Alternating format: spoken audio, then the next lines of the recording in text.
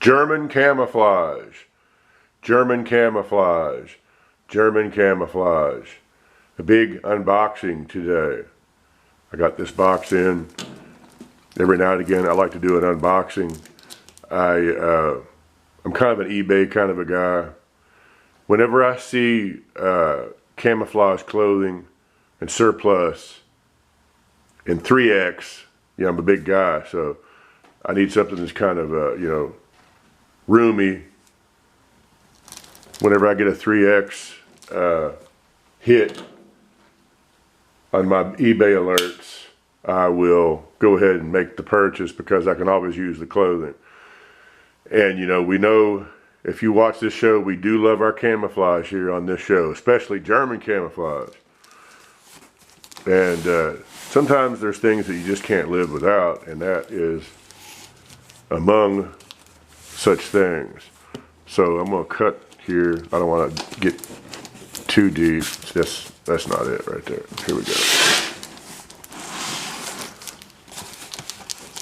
Yeah, here we go.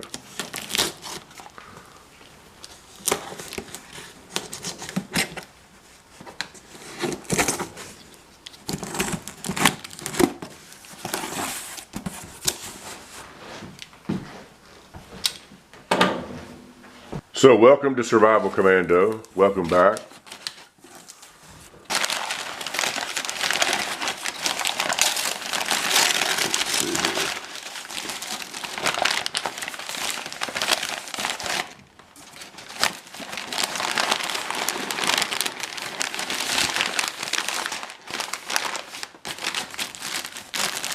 Let's see here. Now this is not all matching stuff. It's just, I bought this off of a guy. He was selling all of his camouflage off. It's mostly trousers, I think. But first off, oh man, oh no, oh this is awesome. I can't stand it. Check it out. It's dot 44 P dot. Oh man. I've never had any of this. This is a shirt, kind of a field blouse, and this is like I believe an accurate. This is used. It's kind of a reproduction of the World War II pattern. I've learned to appreciate this over time. At one time, this wasn't one of my favorite camouflages. I was more of an oak leaf man. And after getting a lot of the Flecktarn, and I realized how Flecktarn's kind of sort of derived from this and other research in camouflage that the military did. Yeah, this is really nice.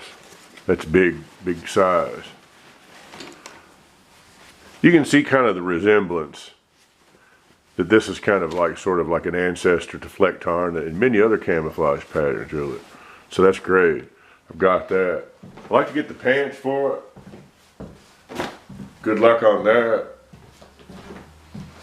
It's kind of hit and miss when it comes to finding all this stuff for me. Let's see, let's grab here and see what we got next. Speaking of Flecktarn,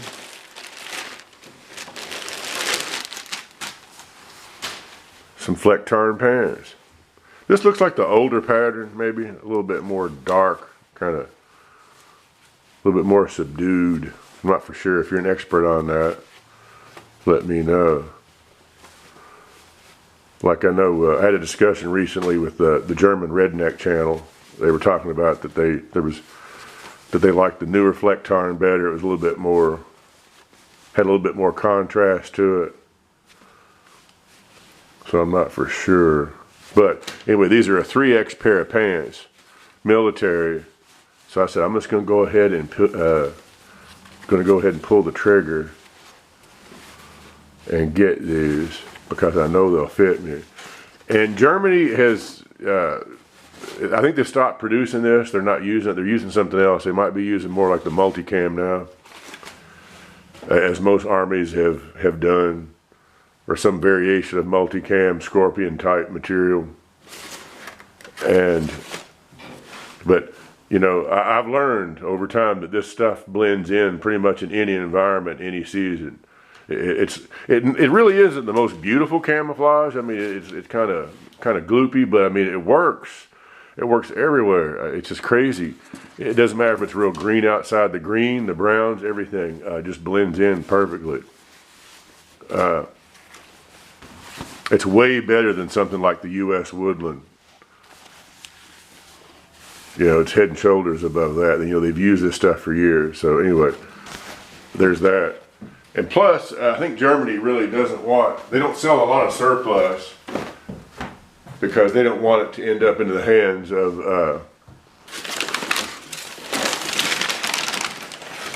guerrilla groups, resistance fighters, that kind of thing. Next, now this is not really German per se, but it is Liebermuster, which is a German World War II pattern camouflage. As you know, this is Swiss. This was part of the bundle, so I took it all. Finally got some of this stuff, and this is a really big, it's really hard to find this stuff in a big size. This is actual genuine military surplus. I'd like to find maybe the parka or a field shirt. Looks like it's in pretty good shape. This is not very much used, really. Isn't that great? That's great stuff. It's really interesting to learn about the history of all of these patterns. Look up the history of this if you don't already know it. I'm sure most of you do. But a lot of camouflage post-war was based on the Liebermuster. This, Swiss, people call it Alpenflage. I've heard it called that. Alpenflage, pizza camo. I forgot what the actual designation of this is. Yeah, I forgot what it is. But it's got pockets all over it. The U.S. Erdl pattern and subsequent woodland patterns were kind of derived from the research of this. It was meant to be a anti-infrared, night vision, IR absorbing material. I did have a poncho rain cape in that pattern, which I've used. Okay, I believe that's it. Get rid of that. Now, what we got here? This one's sealed up. This is Miltech. These are all good brands and all good manufactured stuff. Even the stuff that's not actual surplus. This is a Miltech Splinter pattern. Big sizes. I get excited about these big sizes, you know, because I'm rather large. I used to weigh 300 pounds. I'm down to 244 now, which seems big, but considering I originally weighed like 300, 304 with clothes and everything on. But I still have, you know, large proportionate. I mean, look at these. I have gorilla hands. Look at that. It's crazy. Look at that. I love this pattern. The Splinter pattern is pretty much the original personal camouflage ever, really. At least it was ever mass produced. It's kind of a dazzle pattern. So Germany pretty much beat everybody to the game with all of that. No one has ever, no army, no one, no commercial companies ever come up with the perfect camouflage, you know, that blends in everywhere and perfectly conceals a person. if you look at a lot of the camouflage tests that are done, at some point somebody shows up just as a dark blob somewhere. But I believe that this pattern, this particular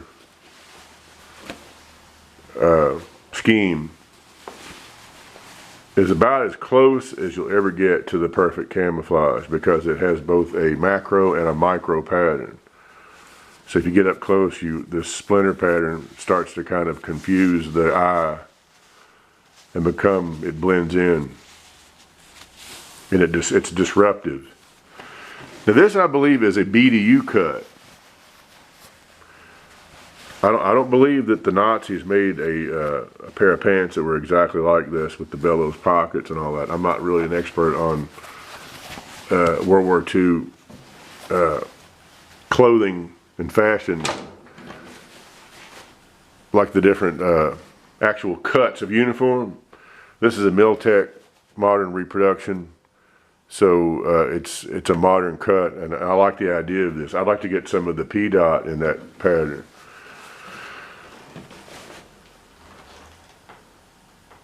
So anyway, there it is. I'm happy. Tell me what you think. Hit like and subscribe, please. This is Survival Commando. I'll see you in the next video.